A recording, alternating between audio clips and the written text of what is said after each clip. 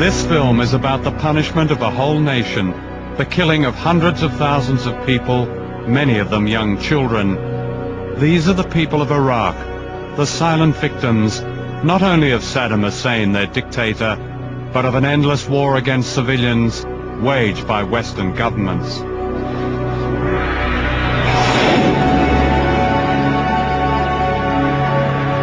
I have said to the people of Iraq that our quarrel was not with them, but instead with their leadership, and above all with Saddam Hussein.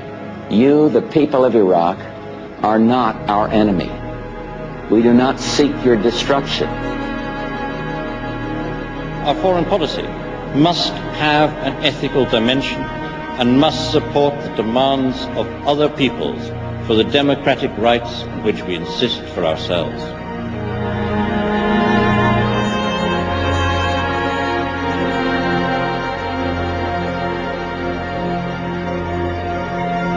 Our quarrel is not with the Iraqi people. It never has been.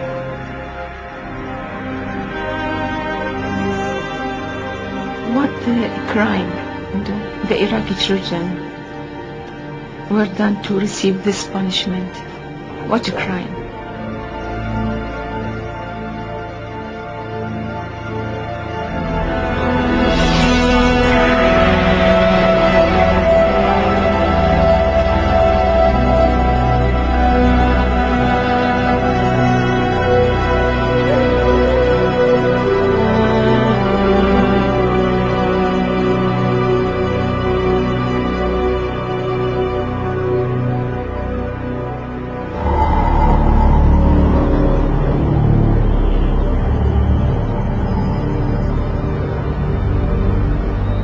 On August 2nd, 1990, after a dispute over shared oil fields, Iraq invaded Kuwait.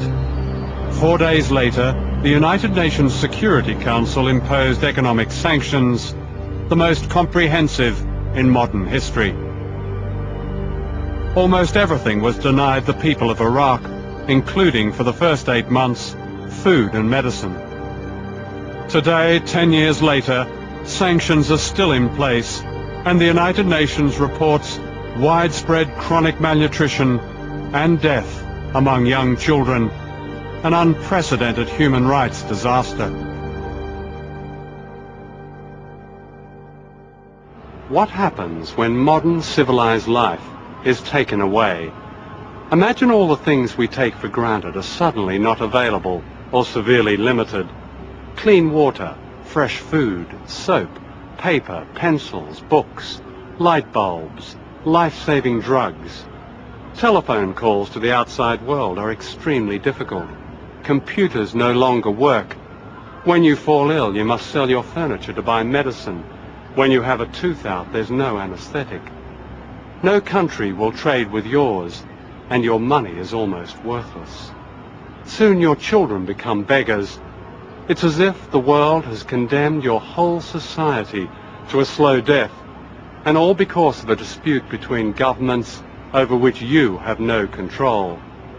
That's what has happened here in Iraq, where almost 10 years of extraordinary isolation, imposed by the UN and enforced by America and Britain, have killed more people than the 2 atomic bombs dropped on Japan, including 500,000 young children. These are the children the West has forgotten. 10 years ago, Iraq was a developed country whose oil had brought great wealth, but also a dependency on imported food and other essentials.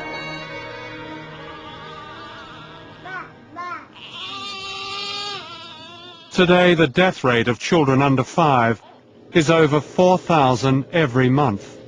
That's 4,000 more than would have died before sanctions. This is a typical hospital ward, which sanctions have denied basic equipment and the kind of life-saving drugs available in any British hospital.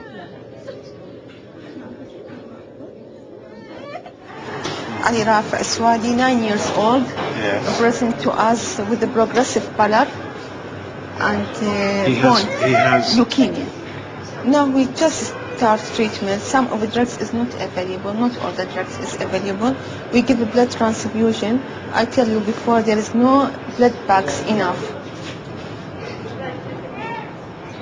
Do you get these drugs some of the time? Some of the time for 2-3 weeks and then stop.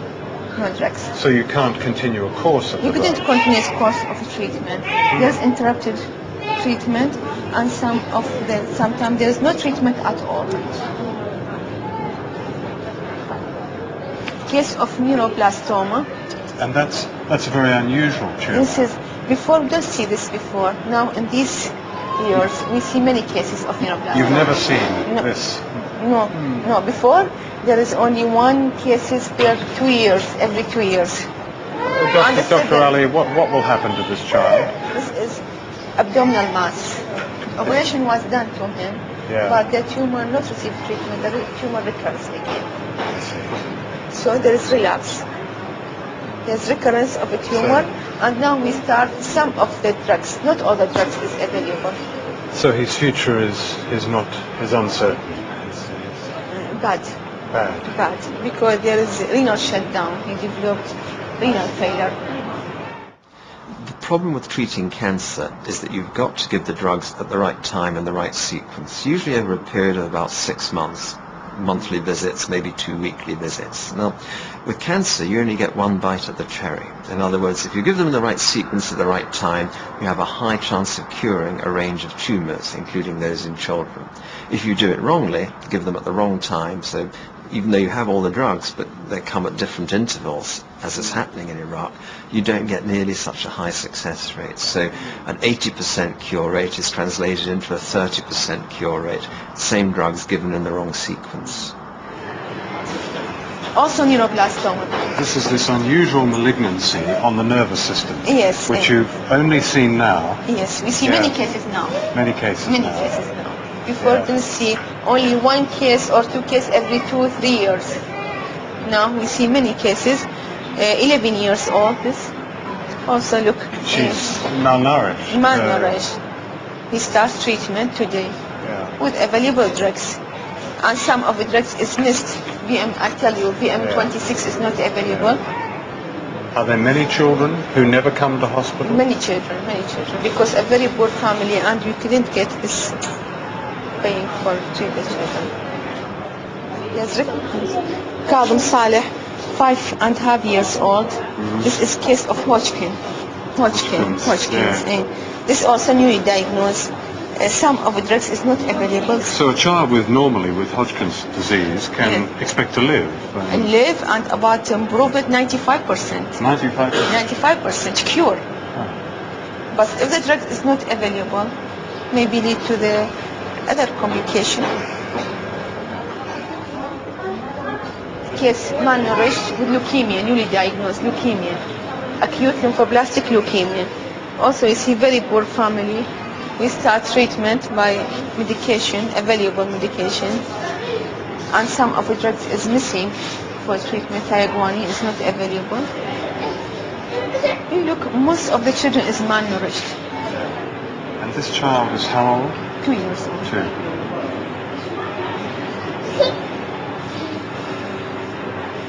We've just been around this ward. All these children have a very, very uncertain future. How do you feel about that as a doctor? I am very sad, because all of the children look like our daughter or my son, and when you see my son in front of me dying, what happened to you?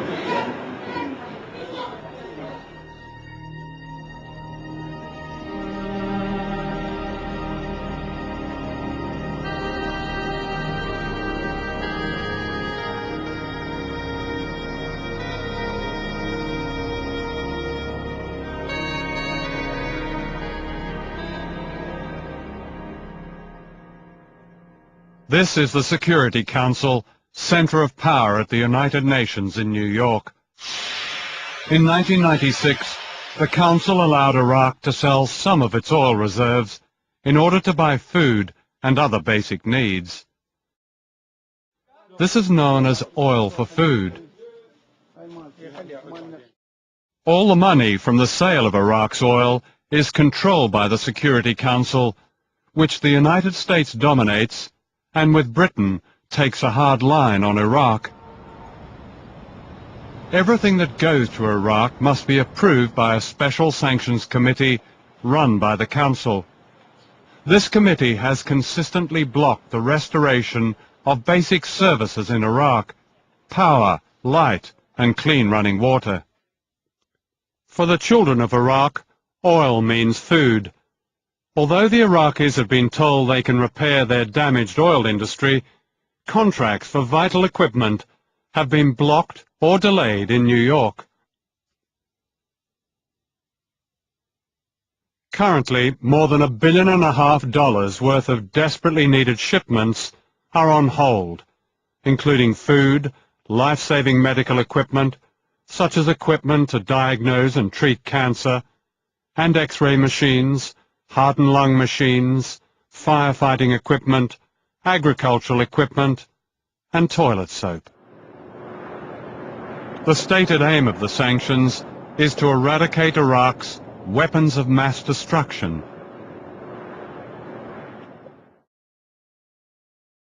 Just before last Christmas, the Department of Trade and Industry in London blocked a shipment of vaccines intended to protect Iraqi children against yellow fever and diphtheria. The vaccines, said the minister, are capable of being used in weapons of mass destruction.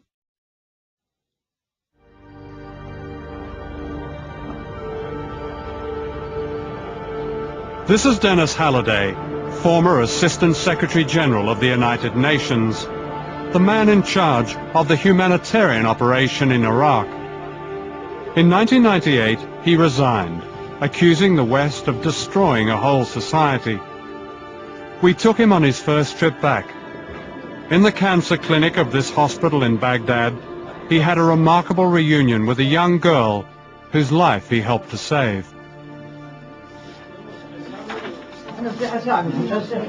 John, this is Safa Majid and her father, who is Majid Ali. Safa I met 2 years ago in this hospital when she was in very poor condition of leukemia. And one cannot deal with thousands, but one can deal with 1 or 2 or 3 or 4 children. And I was able, with the help of the World Health Organization, to bring in drugs, although be it illegally, from overseas. Enough for 2 years of treatment with this little girl. And today she looks wonderful, beautiful, and she has only now treatment once every month. So I think she's almost cured of leukemia. She was one of 4, wasn't she? One of 4. Tell me about the others. Well, within the first 5 weeks of meeting these 4 children, 2 died simply for lack of medications, or it was too late, in fact, to save their lives. And there were 2 little girls, including Safa, who have survived. Why did they die? They died because they had sophisticated problems which the medications were not available. And when you set out to help these children, you were the United Nations representative here. That's right. And to do it, what you're saying is you had to act illegally. I had to breach my own economic sanctions, so to speak, established by the Security Council, as we know, led by Washington and by London. I think in this hospital we've seen today evidence of the killing that is now the responsibility of the Security Council member states. Particularly, I think, Bill Clinton and Tony Blair. They should be here with us. They should see the impact of what their decisions and their sustaining of economic sanctions means. The very provisions of the Charter and the Declaration of Human Rights have been set aside. And we are waging a warfare through the United Nations on the children and people of Iraq with incredible results. Results that you do not expect to see in a war under the Geneva Conventions. We're targeting civilians. Worse, we're targeting children like Safa, who of course were not born when Iraq went into Kuwait.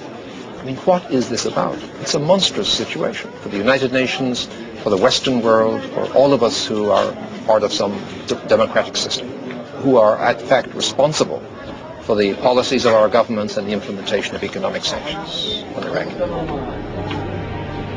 When the U.S. Secretary of State, Madeleine Albright, was asked on American television if she thought the death of more than 500,000 children was a price worth paying, she replied, "We think the price is worth it." We don't accept the 500,000 figure. So if you say that Secretary Albright said, oh, 500,000 was a price worth paying, we don't accept that. It's the World Health Organization. I understand. Yeah. That's their figure, and it's derived by a methodology that we don't accept. We do accept the idea that in choosing and making policy, one has to choose usually between two bad choices, not between a good choice and a bad choice. And unfortunately, the effect of sanctions has been more than we would have hoped. What we've tried to do is to limit that effect, as I indicated, through the Oil for Food and other programs to try to provide food and medicine for the people of Iraq. And so, yes, when Secretary Albright was talking about the hard choice, she was acknowledging the hard choice between the effect of sanctions and the idea of letting Saddam Hussein run rampant, but she wasn't accepting the 500,000 figure. How many children do you think we don't have died? have a figure. It's not something that one can easily make, and we think some of the people who put these figures out inevitably have to use some dubious methodology. While Western politicians quibble about methodology, the latest United Nations study says that the death rate of children has doubled under sanctions. That's 500,000 dead in 8 years. Hassan Rashid, 18 months old. This before disease, this after the disease. A case of neuroblastoma in 1993. The child died also because there's no drugs at all. Ali Assad. This is also a case of Hodgkin disease in 1998. He finished treatment. Some of the drugs brings by the family, and he is cured now. So if you are rich, it's likely you live, and if you are poor, This die. If the drugs is not available in hospitals, and the family is very poor, the child, he will die soon or later. I thought that. how do you cope with this work? Very hardly. I asked that because I saw you in the corridor there. You'd broken into tears. Yes. Everything is devastating to us.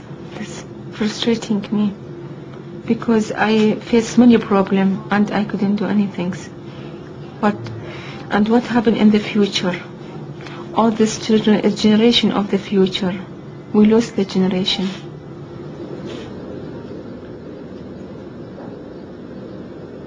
I want to tell you some things. What the crime the Iraqi children were done to receive this punishment? What crime? What crime? In Baghdad, what foreigners don't see are well-stocked clinics where Saddam Hussein and his rich cronies get first-class treatment, an indication that sanctions have not hurt them in the slightest. Why should the civilian population, including children born since the Gulf War, innocent people, be held hostage to the compliance of a dictator? I think it is a difficult problem, but you have to think of one thing. Sanctions, a sanction regime is not a form of development aid. Sanctions are part... Excuse me, are you serious in saying I'm that? serious. I would think it's the very opposite, Well, isn't no, it? this is exactly my point. You should realize what sanctions are. And sanctions are one of the coercive measures that the Security Council has at its disposal under Chapter 7. That is to say, it is part of this whole range of measures, starting from declaration to the press, resolution. Then in the end, at the very end of that scale, you will have the military action. Sanctions are the measure just short of military action. And obviously they hurt. They are like a military measure. They're like a military action. But who do they hurt? Well, this is of course the problem. This is the key. This is the key point. Who they hurt? With military action too, you have the eternal problem of collateral damage. You have an entire nation of those collateral damage here. Forgive me for interrupting, but let me just say this. Every UN agency dealing with health, food, agriculture and children have reported repeatedly that tens of thousands of the most vulnerable in the society have died and are suffering as a result of sanctions. And do you seriously call that collateral damage? No, I didn't call it collateral damage. Well, you're drawing a comparison there. No, I'm saying that military action has collateral damage. Sanctions are short of military action, but they also have, of course, effects that one doesn't want. And I agree with you that we have to study this further and more extensively to see how we can improve the situation without letting the regime off the hook with regard to the excessive documented interest of the government of Iraq for weapons of mass destruction. Well, why aren't there sanctions on Israel, which has the only nuclear weapons in the Middle East? Well, Israel is a country that has been surrounded by countries that try to wipe it out. It's not exactly the same situation. But it has nuclear weapons. Well, yes, but we have not yet attacked or put sanctions on every country that... it attacks Lebanon almost every day of the week. I think these are important. Why aren't there sanctions on Turkey, which has displaced something like 3 million Kurds and caused the deaths of perhaps 30,000 Kurds? Why aren't there sanctions on Turkey? Yeah. Well, there are many countries that do things that we are not happy with, but this is a situation which has come into being due to the invasion of Kuwait, and that is the explanation of it.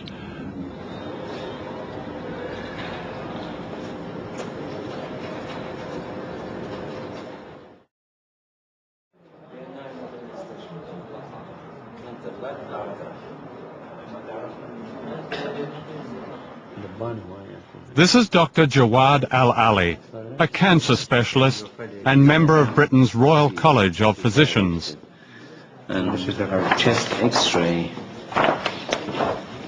It shows the nodules. All the lungs are filled with nodules from the cancer of the breast. I don't think we can help her anymore. We just support her. We treat the chest infection, treat the anemia by blood transfusion, and we will wait until she will end her life.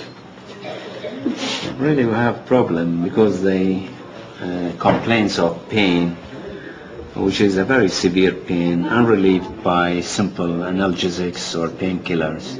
They need probably morphia. And these drugs are not available. Morphia is not available. One of the drugs that really seemed crazy that they couldn't have was morphine, the best and oldest pain control medicine in the world, and often called God's own drug, because for everybody that has cancer pain, it is the best drug. And yet they didn't have morphine. They had very little analgesics. The cancer center, when I was there, had a little bottle of aspirin pills, and yet 200 patients are in there, many of them in pain, with a bottle of aspirin to go around them. So it seemed a very bizarre situation. Do you believe that people have human rights no matter where they live and under what system they live? That the human rights belong to the individual? Yes. Well, doesn't that, if you apply that to Iraq, don't then the effects that these sanctions are had, documented by the UN itself, aren't they violating the human rights of literally millions of people? The human rights in Iraq are a very difficult subject. It is also documented in in the United Nations that the regime has committed very serious human rights. You're aware of that? Of course. Yeah. So I think we are constantly concerned about human rights one way or the other. But they're no different. You said they're a very difficult subject, but to an ordinary Iraqi, human rights belong to them. You would agree with that, regardless of the fact that they've been lucky or unlucky to have been born in Iraq. Doesn't hurting them violate those human rights? Yes, but obviously this is exactly why I say that we do not want to hurt the population of Iraq, and this is why we are trying to improve the system. Yeah. Okay. The numbers of children, 4,000 under fives dying every month. Terrible figures. This has been known for years. Why is it taking so long to deliberate on how to get over this so-called complex issue?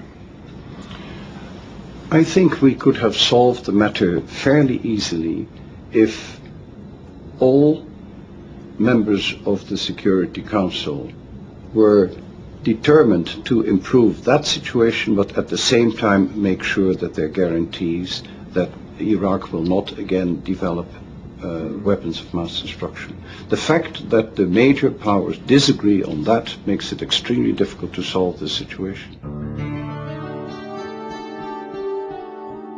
We are now in the process, through the Security Council, of destroying the human rights of the Iraqi people.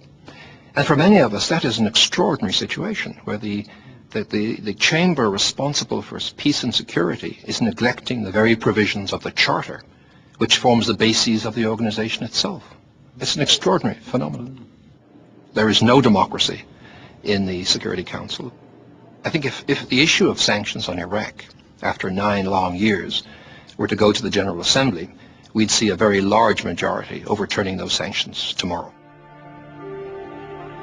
On February the 13th, this man resigned his job. Hans von Sponik, the senior United Nations representative in Iraq, followed his predecessor Dennis Halliday, saying he could no longer tolerate the suffering caused by sanctions. I do not think it is fair for such a long period of time to make a civilian population a subject to bargaining. And what we are seeing here is too often exactly that.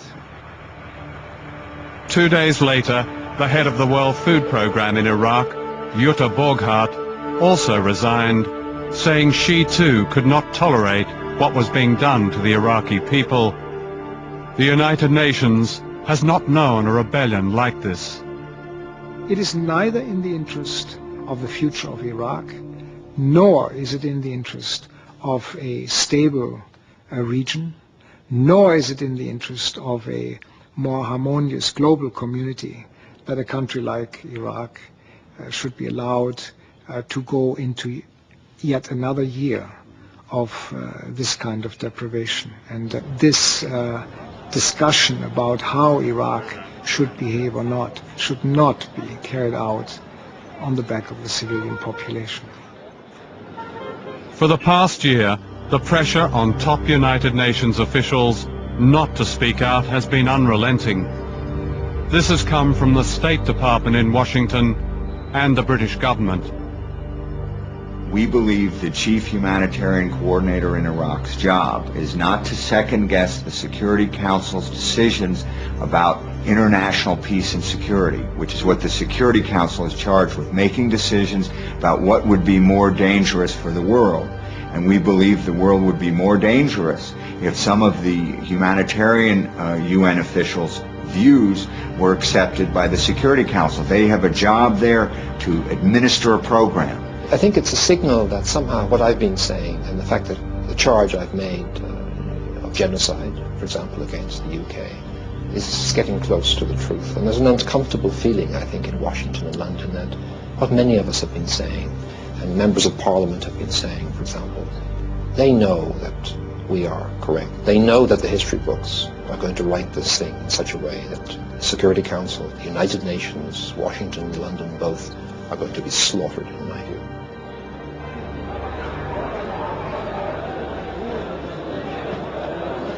I came to the street in Baghdad with Dennis Halliday. It's here that people sell their books in order to buy food and medicine for their families.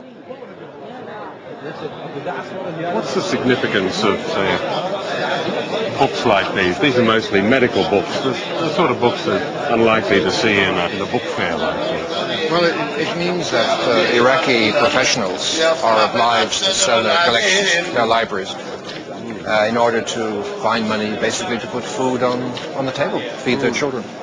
And it's a tragedy in Iraq, perhaps in particular, given the history of Mesopotamia.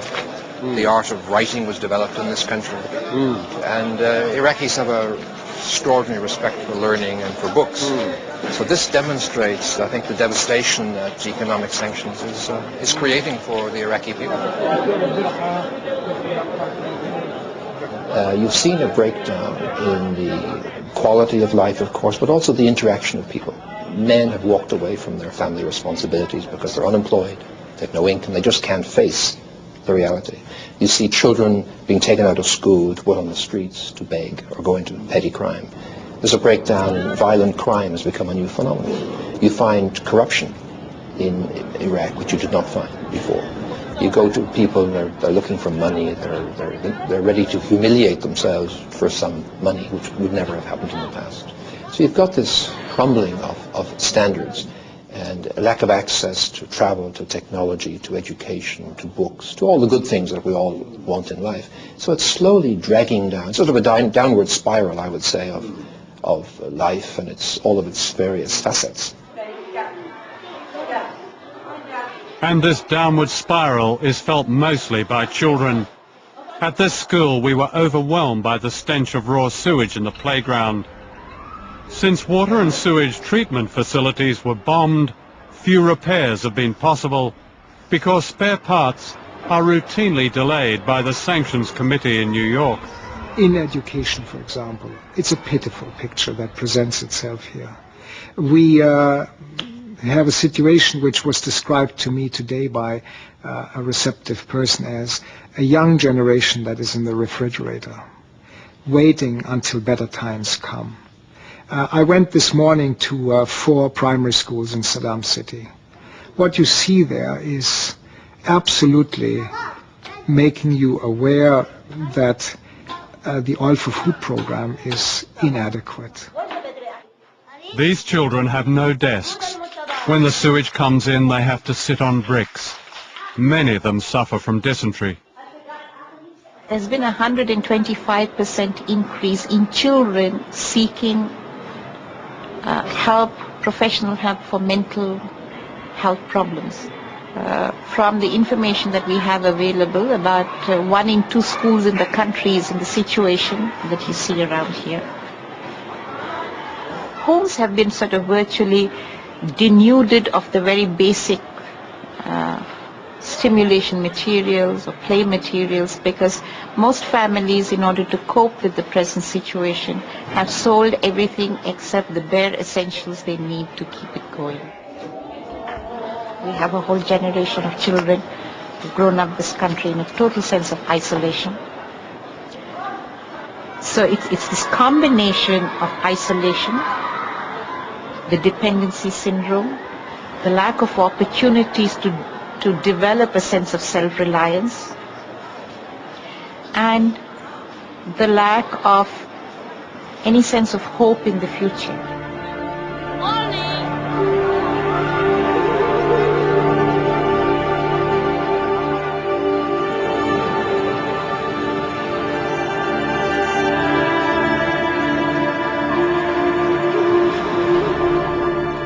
This is a public auction in Baghdad. These are commonplace now as people sell off their most intimate possessions in order to buy food and medicine. As we filmed here, prying into people's despair, we were treated with extraordinary courtesy. A United Nations report estimates that Iraq's electricity supply would increase by 50% if sanctions were lifted. People have no choice but to use crude paraffin heaters like these for cooking. They often explode.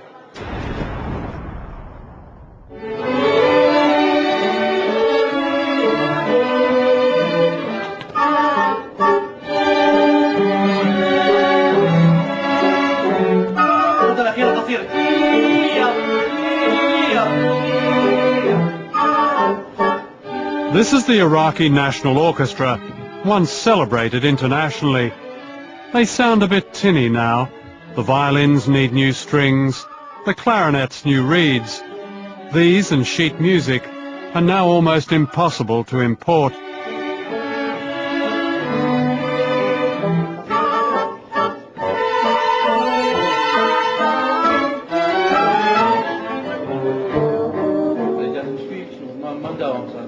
The conductor is Mohammed Amin Azet. His hand and arm are badly burned after a tragic accident. It was a very difficult problem for me to face because it involved the closest person to me, my wife. It was caused by the power shortages. There was no electricity and paraffin had to be used for cooking and other purposes. That's when the accident happened.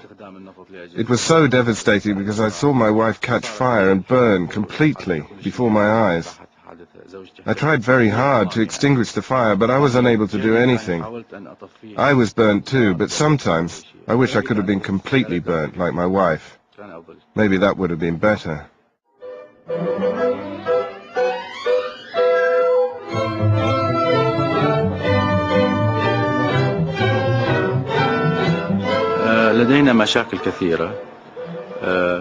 We have many problems. The main problem has to do with the musical instruments. They're very old, and to repair them is very difficult. We can't import them. We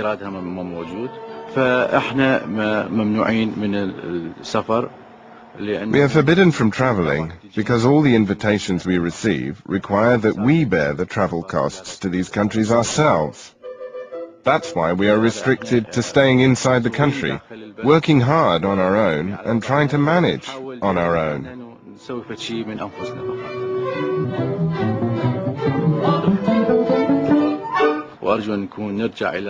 And I hope that we return to the world arena, to see and be seen by the world, and to exchange our cultures and to develop. God willing, we will. Our hope is great.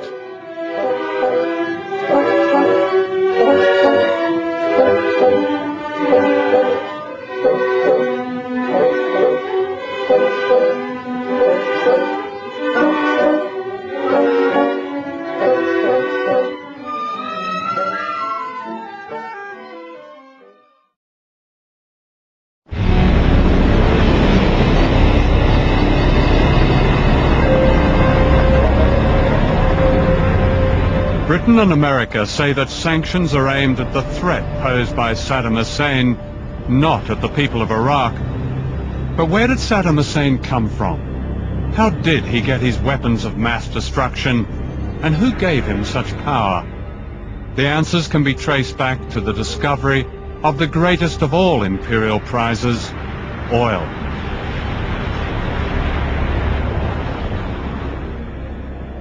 In 1921, the British created yet another desert monarchy, installing a compliant king, Faisal, in Baghdad. Iraq was granted a nominal independence, with real power remaining in London, so that oil and the profits of oil continued to flow to the west. In 1958, a nationalist government swept to power in Iraq, and Washington immediately stepped in. Within 5 years, the Iraqi government was overthrown with help from the Central Intelligence Agency. It was, said the CIA, a great victory. The new regime was dominated by the Ba'ath Party, which by 1979 produced a leader the West could do business with, Saddam Hussein. He was a son of a bitch, said a CIA official. But he was our son of a bitch. I don't think there were ever any illusions about Saddam Hussein. I mean, we knew from early on that this was a man who had achieved supreme power in Iraq by personally pulling out a revolver and shooting his predecessor at a cabinet meeting. This was no Democrat, no agrarian reformer, but basically a thug, and a thug who had very good ideas about how to perpetuate himself in power, and who had significant aspirations. Saddam has a great deal to thank the CIA for bringing the Ba'ath to power, for keeping the Ba'ath in power, for helping him personally, for providing him with financial aid during the war with Iran, for protecting him against internal coups d'etats. It's a continuing relationship from the very early 1960s until now, and it's a love-hate relationship. In Washington, the relationship with Saddam Hussein was often cynically called the love affair. In the words of a US Senate investigation, Presidents Reagan and Bush secretly and illegally courted Saddam Hussein with a reckless abandon.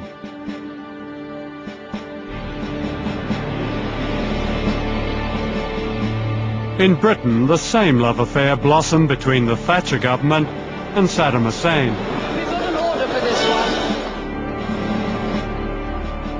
Cabinet ministers lined up to pay their respects and offer him trade deals and loans, indeed almost everything he wanted.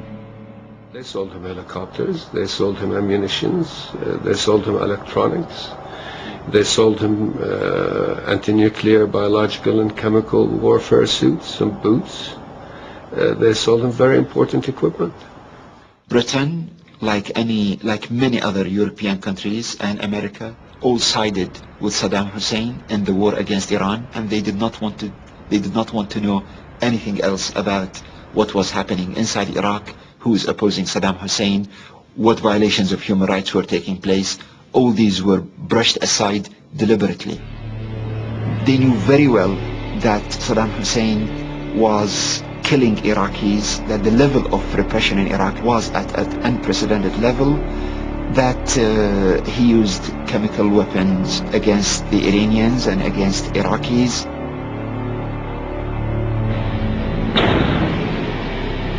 The ingredients for Saddam Hussein's biological weapons often came from Britain and America, using anthrax made at Porton-Down laboratories and botulism developed at this company in Maryland, near Washington. It was because the West had sold Saddam Hussein the means of making so many weapons of mass destruction that when sanctions were imposed, the Security Council insisted he destroy them. One of those sent to do the job was Scott Ritter, a chief United Nations weapons inspector in Iraq. In 1991, Iraq had significant capability in the area of chemical weapons, biological weapons, nuclear weapons production capability, and long-range ballistic missile manufacturing capability. By 1998, the chemical weapons infrastructure had been completely dismantled or destroyed by UNSCOM or by Iraq in compliance with UNSCOM's mandate. The biological weapons program had been declared in its totality late in the game, but it was gone. All the major facilities eliminated. The nuclear weapons program, again, completely eliminated. The long-range ballistic missile program, completely eliminated. All that was left was the research and development and manufacturing capability for missiles with a range less than 150 kilometers, a permitted activity. Everything that we set out to destroy in 1991, the physical infrastructure had been eliminated. So if I had to quantify Iraq's threat in terms of weapons of mass destruction, the real threat is zero, none. What is your solution to those who say that, all right, he may not be a threat now, but he could be a threat again? Weapons inspectors must go back into Iraq and complete their mandate. Now that mandate should be reconfigured. The mandate was drawn up in terms of quantitative disarmament. Account for every nut, screw, bolt document that exists in Iraq. And so long as Iraq didn't account for that, they were not in compliance. Reformulate that mandate to qualitative disarmament. Does Iraq have a chemical weapons program today? No. Does Iraq have a long-range ballistic missiles program today? No. Nuclear? No. Biological? No. Is Iraq qualitatively disarmed? Yes. Get the inspectors in, certify that, then get on with monitoring Iraq to ensure they do not reconstitute any of this capability.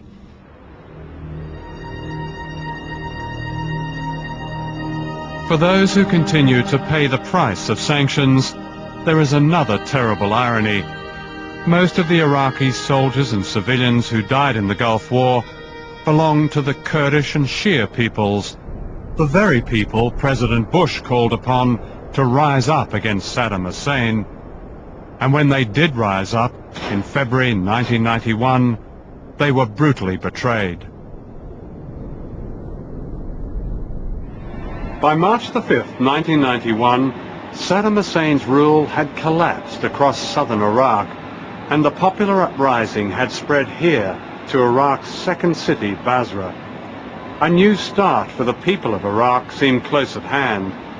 Then Saddam's old allies in Washington intervened in the nick of time. The opposition within the country, of course, listened to the West and rose against Saddam Hussein, only to be confronted by the United States in particular, helping Saddam Hussein against them.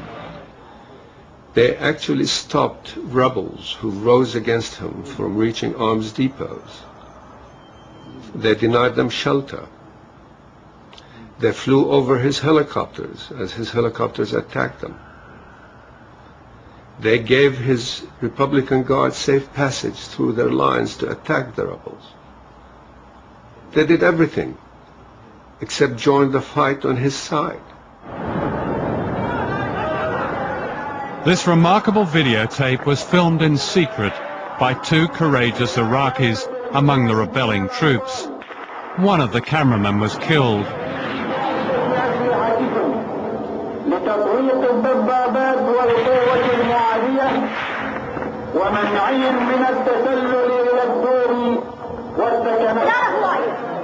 An advisor to President Bush said later, the United States could not allow the overthrow of Saddam Hussein without knowing that his replacement would support American policy.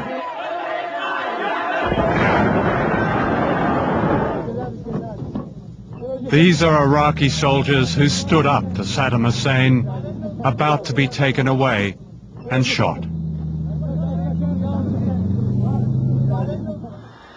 The United States and the United Kingdom said the sanctions will not be lifted unless this monster is gone, unless Saddam Hussein exits. And so they use each other to justify an evil act against the Iraqi people. They only stood up to Saddam Hussein when he threatened their interests, because Saddam Hussein was our friend. This is the operative word. It is our friends versus our enemies. There is no point of principle here. There is no democracy to pursue. There are no human rights to protect. It is our friends and our interests. The main issue at stake is Iraq must not be ruined as a country, and the people of Iraq must not be killed on such a scale under the pretext of denying Saddam Hussein access to developing his weapons of mass destruction. The two issues are very different. Iraq is a country. Iraq is not Saddam Hussein.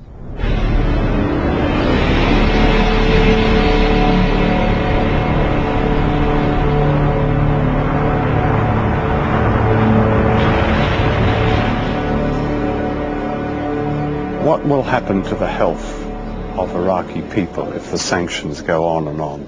I think it will deteriorate more and more. We'll have a problem of infection, we'll have problem of malnutrition, and we will have problem of cancer.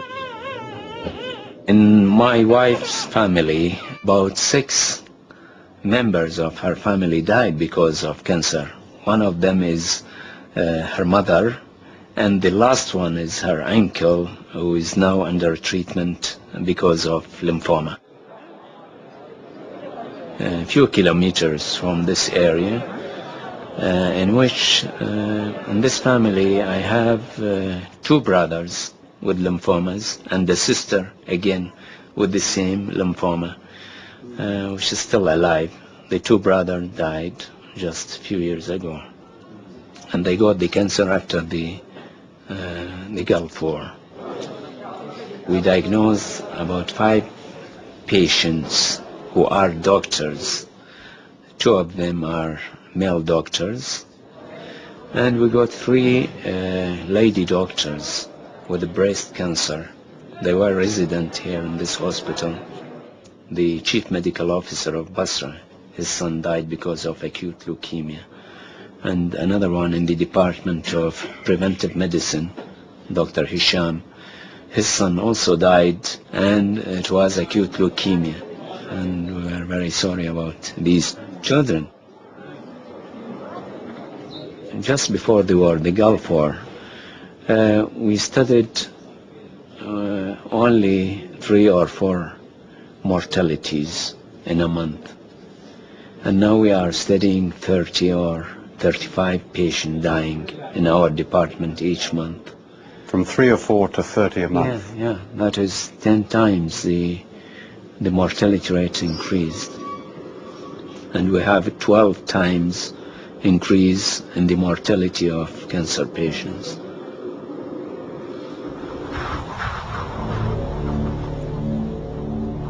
Wherever you go in southern Iraq, there is dust. It is in the streets, in school playgrounds. It gets into your nose and throat and eyes. And it carries the seeds of cancer. A hidden effect of sanctions is that Iraq is prevented from cleaning up its battlefields.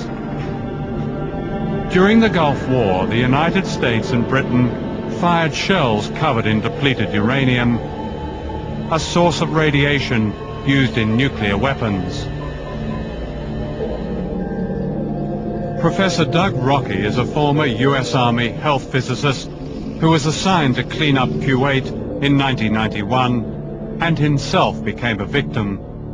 He has 5,000 times the recommended level of radiation in his body.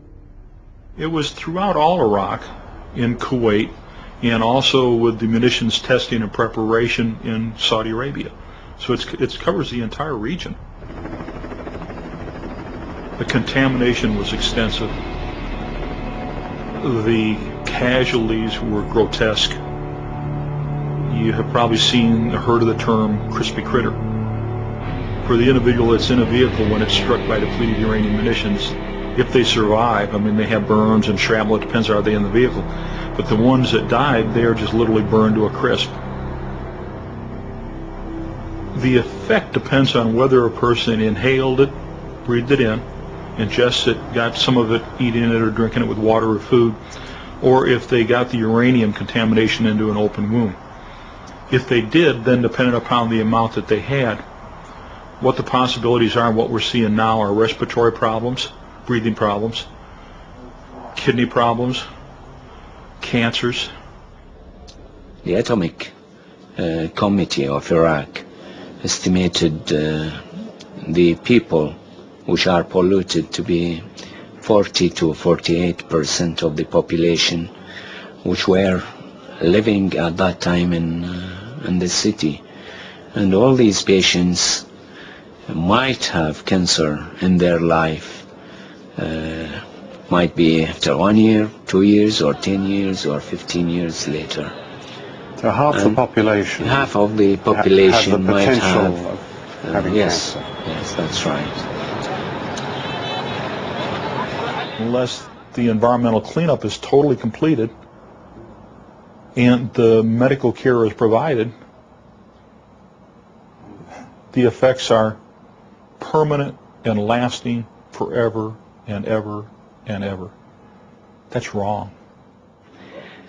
As doctors, we can't prove that depleted uranium is present in the body because we haven't got the equipment to detect uranium in the bone. And if we got these equipments, we might prove it. You do not deny medical equipment necessary for assessment and care in the name of trying to force the government out. There's no doubt about how bad Iraq is and Saddam Hussein. But at the same time, the women and children have no control over what he does. The women and children can't change the government. The women and children are sick and dying, but they can't get medical supplies to provide simple medical care. That's wrong.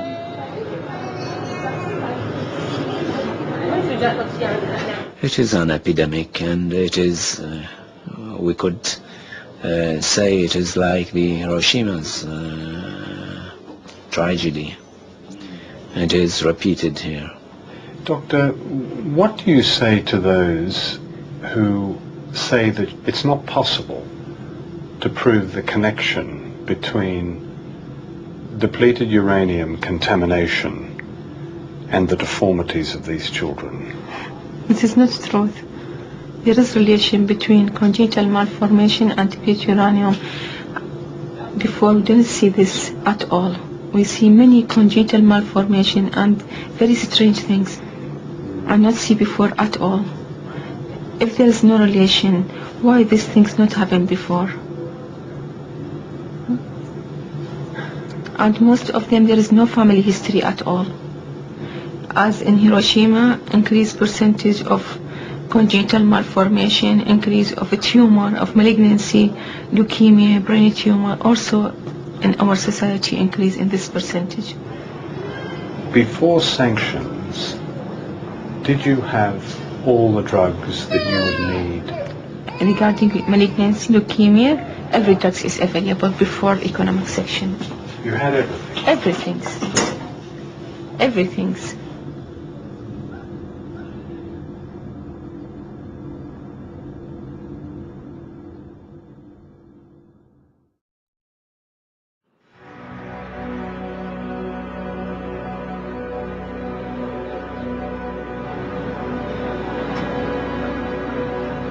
Why has the suffering of the Iraqi people been allowed to go on year after year? Is there another agenda? Smashing Iraq gives the United States greater control over the Middle East as the West expands across a vast new oil protectorate stretching from the Persian Gulf to the former Soviet Union. Iraq may well be the blueprint for policing this new order with the weapons of sanctions and bombing.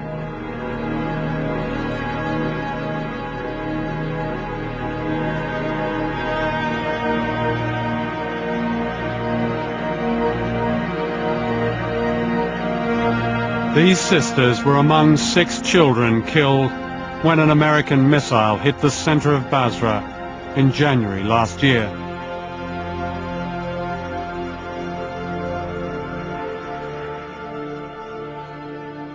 The sheer scale of the bombing of Iraq is a well-kept secret.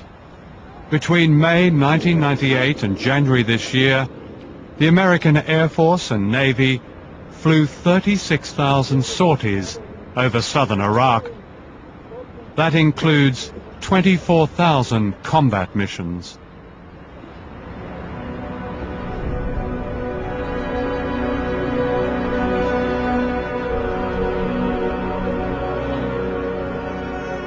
At this Christian monastery in the north, where St. Matthew is buried, the priests report constant bombing and the killing of people who came to watch last year's eclipse.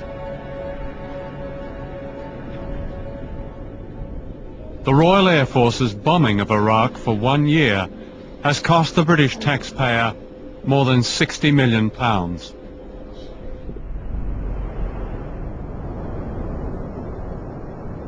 Since December 1998, Britain and America have waged a largely hidden war here and in the south. Pilots have flown almost as many bombing missions against Iraq as NATO in its attack on Yugoslavia, and yet with a few notable exceptions, this has been hardly reported in Britain and the United States. The bombing has no basis in law and has not been approved by the UN. British government ministers have repeatedly claimed that pilots attack only when threatened. Tony Blair told Parliament that the bombers were doing, and I quote, vital humanitarian tasks to protect the people.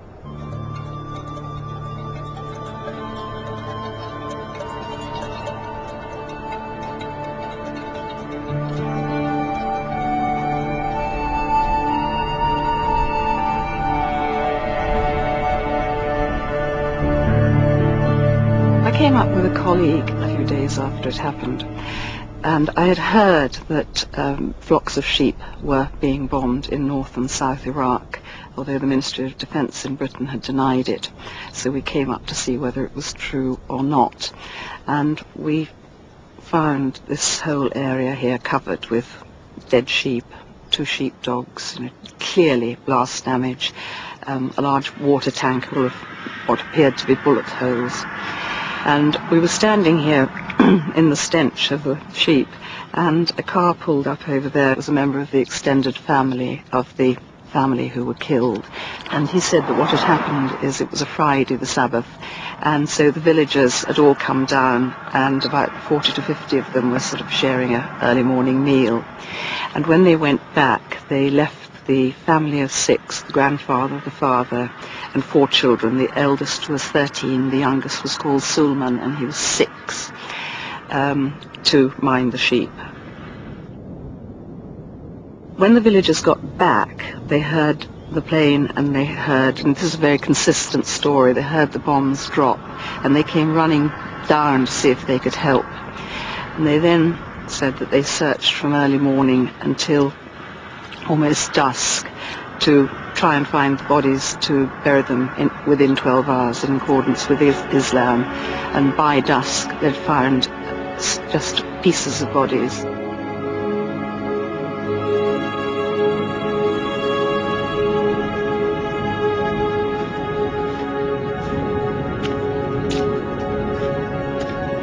This is the brother of the shepherd who died.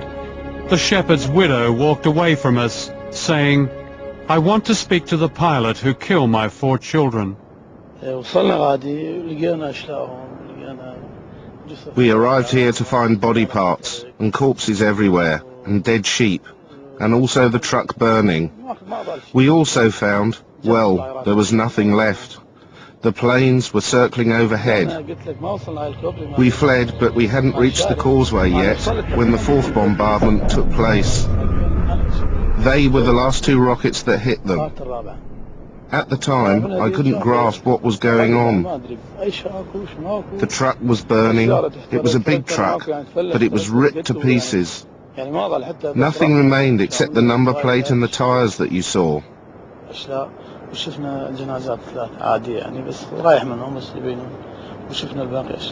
We saw 3 corpses, but the rest were just body parts. And also the sheep. With the last rocket, I could see the sheep blasted into the air. The rocket burned an area of 100 square meters, total incineration. In the last bombardment, the planes were very low. We could see them with the naked eye. That's when it fired 2 rockets simultaneously. That deep crater near the road that you saw, and the one near it. That was the last bombardment. I personally witnessed it. Nobody told me or described it to me. As for sheep, I lost exactly 180 head, and there were 6 dead people. My father, who was 70 years old, my brother, who was 35 years old, also died, along with his 4 children. That's 6 people. One boy was a 15-year-old student. Another was 12 years old. His name was Mohammed. Mutada was 11 years old. And Sultan, who was 5 or 6 years old. He hadn't been accepted into school yet. He told me, "Uncle, they'll accept me next year." God Almighty didn't let him do it. We belong to God, and to Him we shall return. I'm sick and in pain. Imagine in the morning or at dinner, in the evening, not finding 6 members of your household sitting next to you. It used to be crowded. I think I'll remember that for years. I don't cry only once every day, I cry 4 or 5 times. I get very emotional thinking about what happened. You can look around you, and as far as the eye can see, this is a totally isolated, desolate place, and it would have been visible as that from the air, very much so. But with the sheep are these small child shepherds and other members of the family. When I got back to London, I rang the Ministry of Defence and I said, "I've just come back from Mosul, and you are bombing sheep, and I wondered if you have a comment. And the official said to me, without missing a beat, "We reserve the right to take robust action if threatened." And I said, "Against sheep," and at that point I gave up. This is an internal United Nations report prepared by the UN Security Section. It reveals that in one 5-month period, almost half the victims of the bombing were civilians, in targets that included a residential area, villages, a fisherman's jetty, farmland, and sheep. I spoke to Hans von Sponik by phone in Baghdad just before he resigned. He told me about the latest bombing figures. During the period 1 January to 15 September 1999, we here in Baghdad, in the United Nations, recorded 99 airstrikes in both the southern and the northern no-fly zones. On 23 occasions, UN staff had either seen or heard the strikes or also felt the shock waves. And on 3 occasions, I myself, with colleagues, was witness of civilian casualties.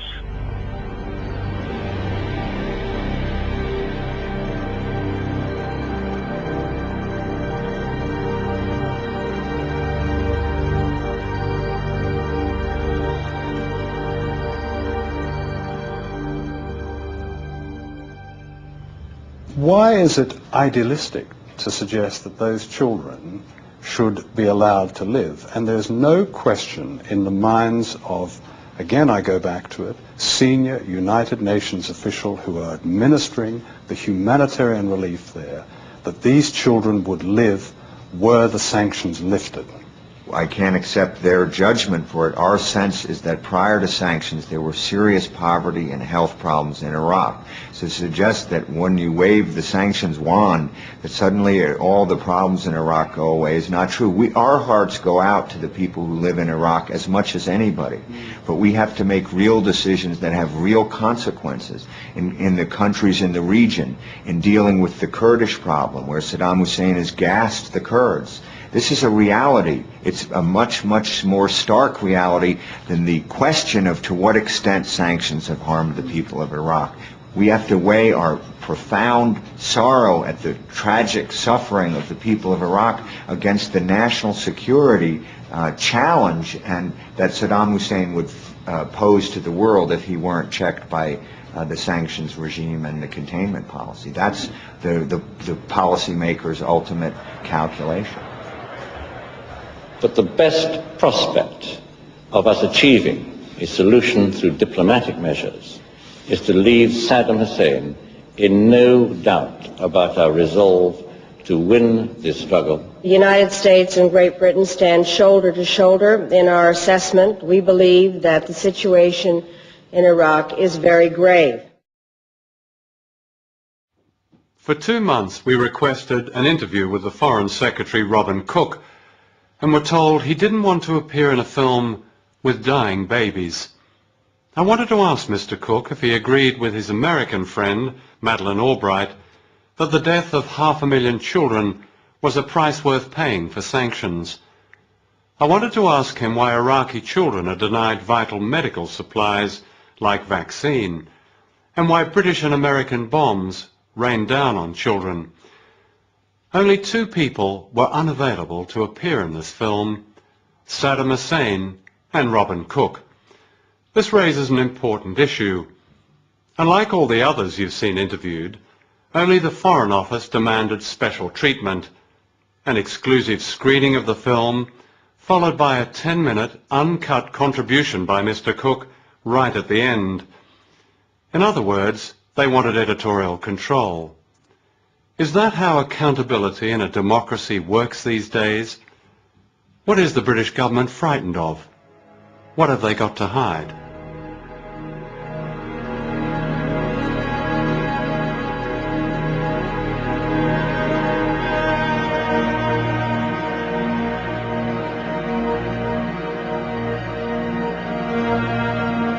People can argue the motives and politics and options of sanctions, but at the end of the day, that policy is causing the death of thousands and thousands of people who, in my eyes and in anybody's eyes, are nothing but hostages. They did not choose Saddam Hussein. They did not choose or support his policies. They are caught literally in this circle and they die. They die every day. This is Muhammad Ghani, Iraq's most famous sculptor. You know, my studio just near the hospital of the children. I go around every day near the hospital, and I see how very sad the women carry the children and waiting. You know, like this exactly in the front of the hospital. They're waiting for medicine. They're waiting for food. They're waiting doctors. They're waiting. So this is a woman in front of the hospital doors. Each woman carry her children in her hand, you see. It's very evocative because the door is closed. Closed. So they come to hospital before the official time. I mean, the 8 o'clock, they come before 8 o'clock, waiting. And that's true. And they're waiting the woman in front of the hospital. So this is sculpture as life, as it is being lived, life and death. Yes, in Iraq now. You know, my opinion. I do many things, but this one, make me very sad. I do it.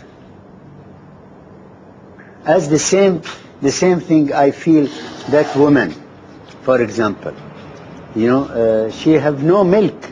She's empty. The breast is empty. She's no milk, and the children.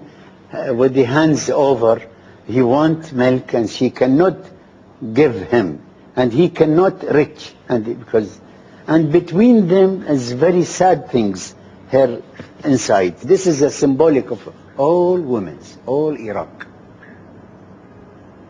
I look around myself and my neighbors and around me, the people, every day they have problems, every day.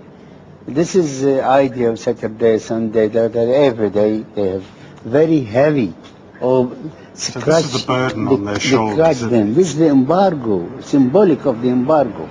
For my opinion, very heavy pieces, bigger than them. They cannot support it.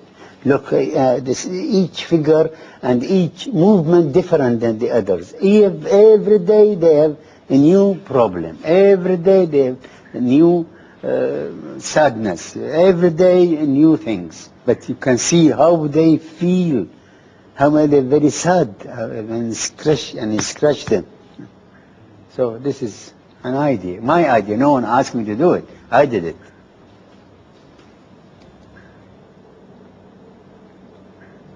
At the dawn of the new millennium, how is Western civilization to be judged? By the fine words of the Universal Declaration of Human Rights, words like the right to life, or by the denial of that right to a whole nation? Do the representatives of the powerful who sit here in the Security Council ever think beyond their so-called interests and maneuvers and about their victims? Small children dying needlessly half a world away. And do those politicians who tell us about their ethical policies and moral crusades ever ask the question, by whose divine authority do they punish 21 million people for the misconduct of a dictator? We think the price is worth it, says Madeleine Albright. No, it is not, and it never will be, and it's time we reclaimed the United Nations. While you've been watching this film, countless children have died silently in Iraq. How many more will die before the silence is broken?